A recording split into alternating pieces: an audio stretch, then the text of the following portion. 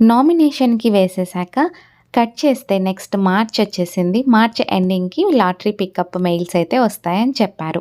అందరూ వెయిట్ చేస్తున్నారు. నాకైతే ఒక ధీమా ఉన్నింది. ఏమంటే అంతమంది అప్లై చేస్తారు కదా! నాకే ఎందుకొస్తుందిలే అనే ధీమాతో ఉండిన్నాను. కట్ చేస్తే మార్చ్ ఎండింగ్ వచ్చేసింది. మార్చ్ 28 బాగా గుర్తున్న రోజు. ఆ రోజు మా ఆయన బర్త్‌డే. తరువాత అందరికీ మెయిల్స్ వచ్చిన రోజు. నేను రోజులానే ఆఫీస్‌కి వెళ్ళి ఈవినింగ్ తిరిగి వచ్చి ఇంటి పనుల్లో బిజీ అయిపోయా. మా ఫ్రెండ్స్ అయితే నాకు కాల్ చేయడం జరిగింది. ఇలా మెయిల్స్ వచ్చాయి చెక్ చేసుకున్నావా అనేసి. నాకైతే చాలా టెన్షన్ అయిపోయింది. అస్సలు మెయిల్ బాక్స్ ఓపెన్ చేయాలనే లేదు. కానీ చూడక తప్పదు కదా! ఏమి జరిగినా అంతా మంచికే అనుకోని మెయిల్ బాక్స్ అయితే ఓపెన్ చేసేసా. చూడగానే నా నేమ్ అయితే లాటరీలో పిక్ అయింది. ఎలా రియాక్ట్ అవ్వాలో కూడా అర్థం అవ్వలేదు. బ్లాంక్ అయిపోయింది నా మైండ్ అయితే కొద్దిసేపు.